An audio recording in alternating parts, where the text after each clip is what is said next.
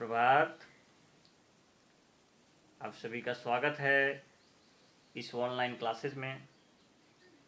मैं Chandrashekhar Roy, assistant professor, Kashi Sahu college Saraikela, department of history, Kolhan university. प्यारे बच्चों, आज के इस क्लास में, ऑनलाइन क्लास में हम लोग बात करेंगे यूजी सेमेस्टर 1 के पेपर नंबर CC2 के विषय में। प्यारे बच्चों, CC2 के लिए कुछ वीडियो मैंने अपलोड किया है, जिसको आप देख लीजिएगा। ये परीक्षा के दृष्टिकोण से आपके लिए बहुत ही उपयोगी साबित हो सकते हैं। और एक वीडियो मैंने CC2 के लिए, एक ऑब्जेक्टिव के लिए, इसके पहले मैंने वीडियो अपलोड किया है, शायद उसको आप ज़रूर देखिएगा। और यह जो वीडियो है उसी का सेकंड पार्ट। मैं उस समय भी बोला था कि जो भी कुछ छूट गया होगा, हमको लगेगा कि आपके लिए कुछ ऑब्जेक्टिव इम्पोर्टेंट हैं जिसको आपको जानना चाहिए परीक्षा के दृष्टिकोण से, तो उसको मैं नेक्स्ट वीडियो में आपको बताऊंगा। प्यारे बच्चों, आप इसका भरपूर फ़ायदा लीजिए। इस कोरोना वायरस के कारण आप अपनी पढ़ाई को डिस्टर्ब में नहीं रखिए, बल्कि एक अच्छी व्यवस्था कोल्हान यूनिवर्सिटी के प्रशासन के द्वारा दिया गया है और आपके लिए अच्छा उपयोगी वीडियो अपलोड हो रहे हैं। इसका भरपूर आप लोग फ़ायदा लीजिए, कॉन्सेप्ट डेवलप कीजिए और अच्छे से परीक्षा में लिखने का प्रयास कीजिएगा। चलिए बच्चों, हम लोग शुरू करने का प्रयास करते हैं। आपसे भी मैं कुछ रिस्पॉन्स लूँगा कि शायद आपको इस तरह से आप तैयारी कर रहे हैं तो आपको समझ में आ रहा है कि नहीं। तो जैसे हम लोग कुछ अभी ऑब्जेक्टिव का चर्चा करेंगे, MCQ जो वस्तुनिष्ठ हैं, और आपको थोड़ा सा टाइम देंगे, थोड़ा सा देखिएगा कि आपको पता है कि नहीं।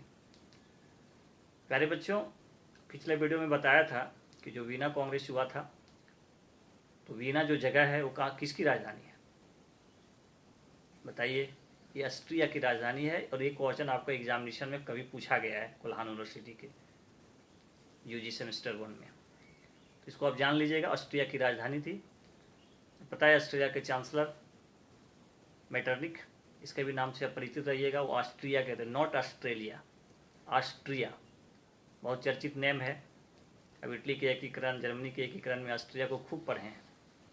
सबसे बड़ा दुश्मन तो यही था दोनों के एकीकरण के लिए। तो प्यारे बच्चों, हम लोग बात करते हैं नेक्स्ट ऑब्जेक्टिव। जैसे 1830 की क्रांति जब हुई थी, तो उस समय फ्रांस का शासक कौन था?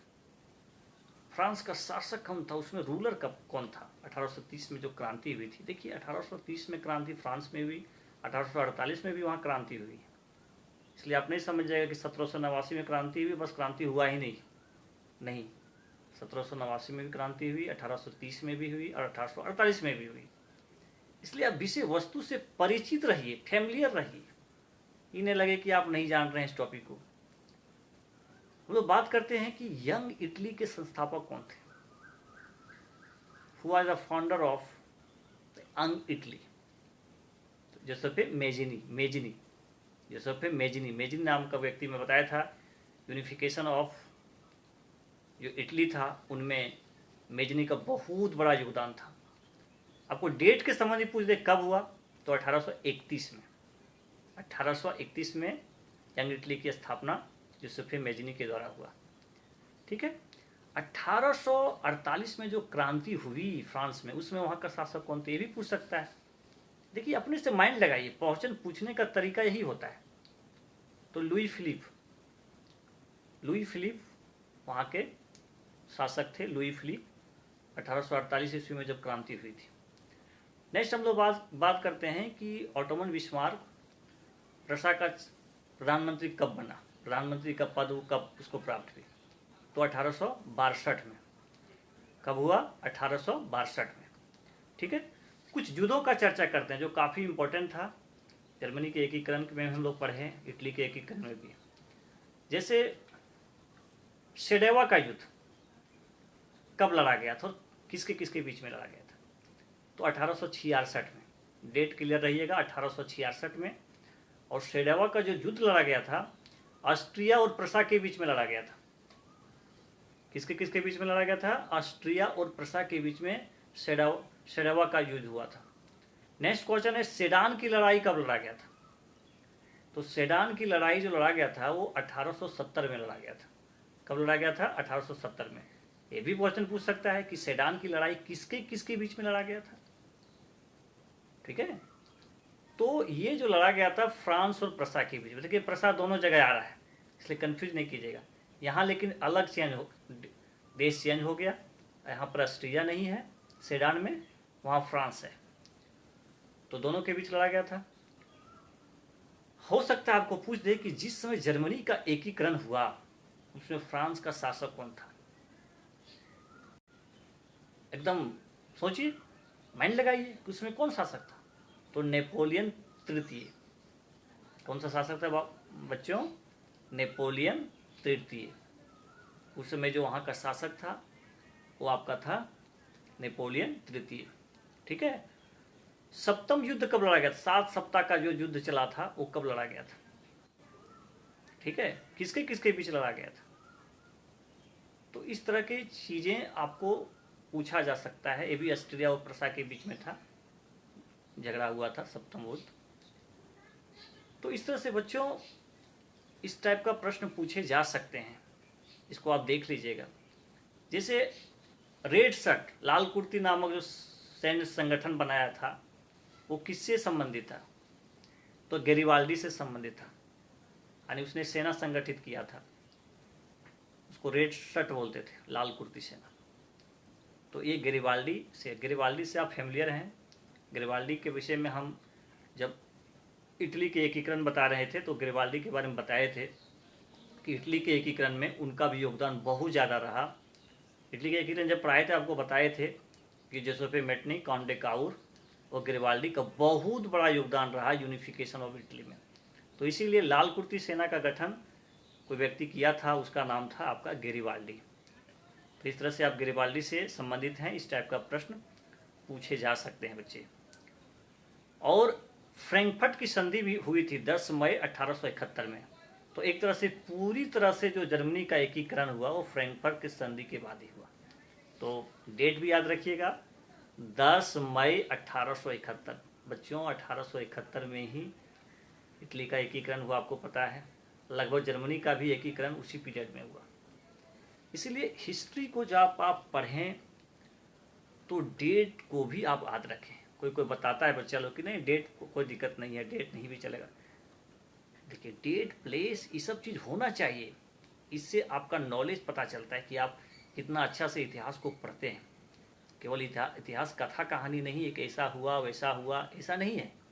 इतिहास के साथ एक प्रमाणिक डेट भी होना चाहिए कि उसमें क्या हो रहा था, कब लड़ा गया था, कौन कौन सा ट्रीटी हुई। तो समझौता भी आपको जानने की आवश्यकता है। जैसे बुलफ्रैंका की संधि आप सुने होंगे, हो सकता है नहीं भी सुने होंगे। बुलफ्रैंका की संधि किसके किसके बीच हुई थी? देखो बच्चों, जीवन में यदि आगे कुछ करना है, कुछ कंपटीशन करना है, कुछ बढ़िया करना है, नेट जीआरएफ करना है, यूपीएससी करना है, जेपीएससी करना है, एन सिविल सर्विसेज में यदि आपको इतिहास से फ़ायदा लेना है, कुछ करना है, तो इतिहास से आप नाता जोड़िए। इतिहास के साथ एक अच्छा मधुर संबंध बनाइए। छोटा छोटा चीज़ को भी पढ़िए, इसको बोरफिल होकर नहीं पढ़े। बोझ, हिस्ट्री बोझ नहीं है। History is very interesting subject because when we study history we study polity, geography, economics, all subject. We study also science subject. आप लोग सुनते होंगे कि विज्ञान प्रौद्योगिकी में क्या विकास हुआ दिल्ली सल्तनत में, आधुनिक युग में। तो ये क्या है? This is history. तो इतिहास ही ऐसा सब्जेक्ट है जिसमें हम लोग सारा कुछ पढ़ते हैं। तो बहुत ही आनंद का सब्जेक्ट है बच्चों। इसमें एक अपार कैरियर की संभावना है यदि आप इसको अच्छे से पढ़िएगा।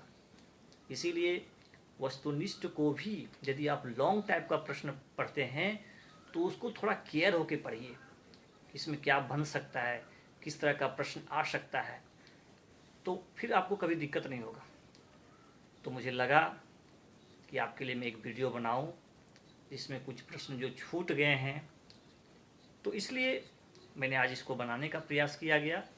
और हो सकता है कि यदि इसमें भी कुछ छूटा हो तो थोड़ा सा बुक आप जब पढ़ रहे होंगे लॉन्ग टाइप के लिए, तो उसमें थोड़ा सा अपने कॉपी में नोट में कुछ कुछ संधियाँ हुई है, कुछ सम्मेलन हुए हैं, तो उसके विषय में आप थोड़ा सा नोट जरूर कर लीजिएगा। इससे क्या होगा कि आपका नॉलेज भी ज़्यादा बढ़ेगा, इतिहास का समझ भी डेवलप होगा, और परीक्षा के दृष्टिकोण से भी, भविष्य के करियर के दृष्टिकोण से भी ये काफ़ी आपके लिए उपयोगी साबित होंगे बच्चों। इसलिए आज के लिए बस इतना।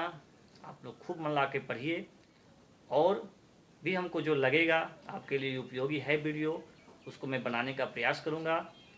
आप सभी को बहुत बहुत धन्यवाद।